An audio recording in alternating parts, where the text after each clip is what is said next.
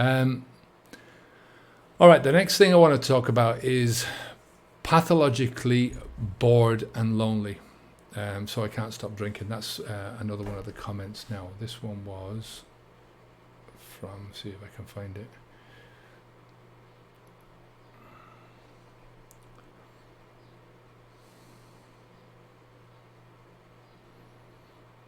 This is from Alan Smithy, and he says, "This is why I cannot stop drinking. I am pathologically bored and lonely most of the time." There was a couple of good comments with this, actually. Mimi said, "Alan, you will not be bored in sobriety, and it doesn't take long. I'm almost 40 days, and I feel amazing with tons of energy.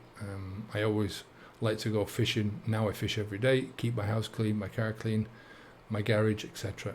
Okay. This is another one of those things where you have to ask yourself, do a before and after test, and you can only really do that once you've stopped drinking alcohol, I think. Before you stop drinking, go back to that brain slowing down again and the way it's processing things. Over time, I think you just get used to this slowness. If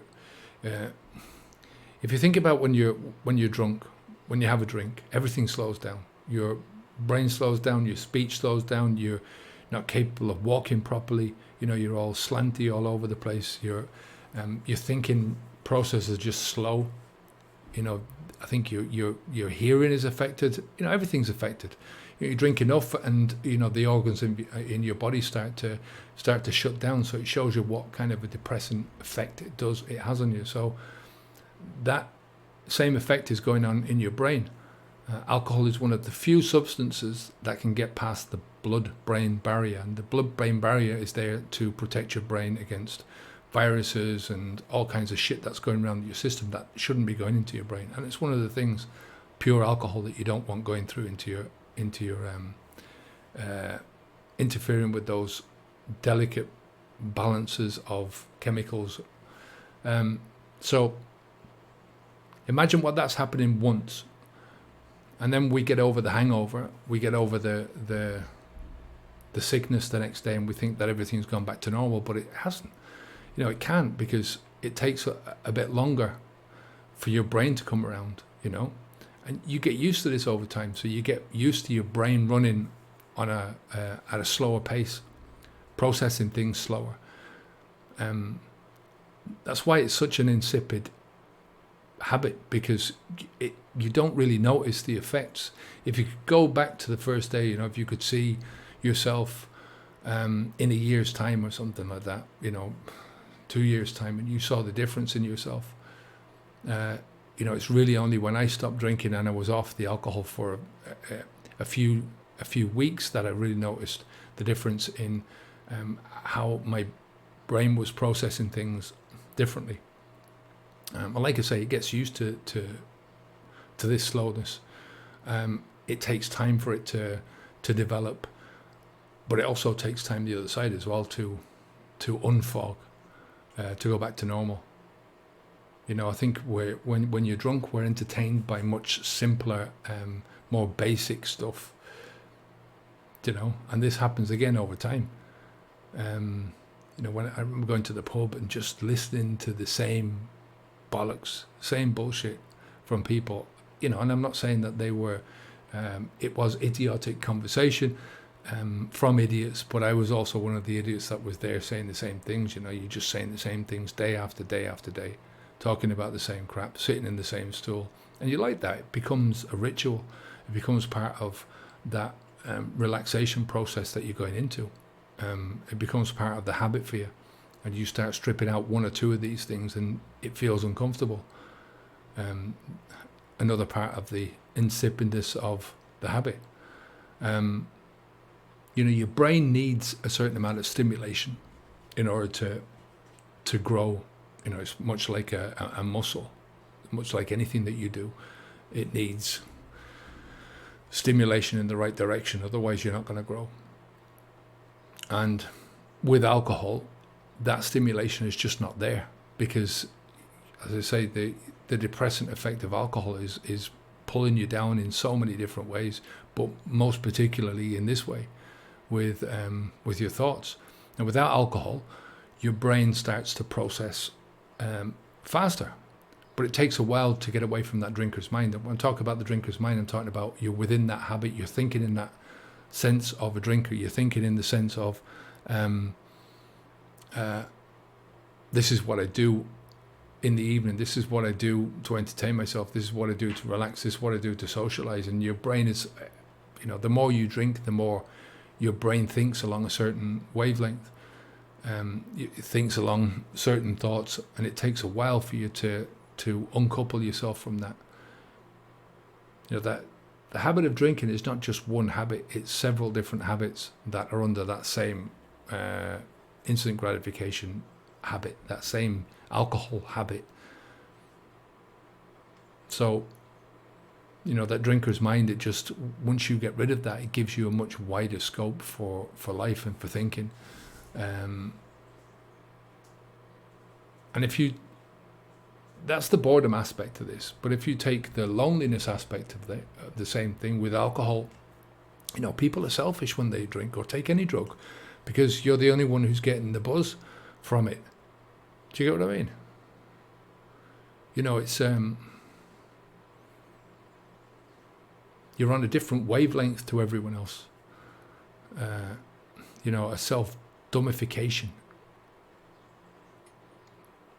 When you're talking to other people who are on the same, they're drinking pint for pint.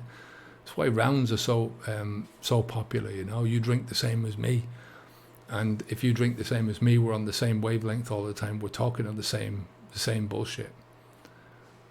So, if you're lonely for good company, ask yourself, who wants to be with somebody whose brain is running on half steam, slow? They're slurring everything, slurring their words because their thoughts are slurring. Who wants to be with somebody who spends so much money on booze, who has that baser level of thinking? The only other people that want to be with that are other drinkers, other people who are on that same level. And it becomes that vicious cycle that the more you drink, the more boring you get, the more you want to drink because the people that you're with are boring. Life is boring. Without alcohol, life becomes less boring. You become less selfish over time. Time is one of the great healers. Like I said before, that it's the processing. That processing of your thoughts becomes better, and you have time to invest in yourself and in other people. So, people see that. When you care about yourself more, other people will care for you more because they can see that. It's like that integrity. They can see, people spot integrity a mile away. People can spot whether somebody's not taking care of themselves, and that can push a lot of people away, the people that you want to be with. So I think over time you become less lonely because of that. And without drink, there's a difference between being alone and being lonely. I can't say that I've ever been lonely without a drink since I stopped drinking alcohol. I used to be terribly alone sometimes when I was drinking. And a lot of that time was when I was with other people because you're not capable of being with them. When you're locked up in your own brain and your thoughts are just so on that level, just not on a you're not thinking straight, you're not processing things straight. When you're thinking like that, there's no communication, there's no proper communication. Only with other drunken people, only with people who are on the same level as yourself, and what's the point in that? So the only way to do this is to break the chain. If you're bored and you're lonely without alcohol, then you know what you have to do. It's difficult to get away from it. It's difficult to get away from that drinker's mind, to get away from the discomfort, to get away from the pain that that mental pain that you can't shut up anymore. You've got to deal with it.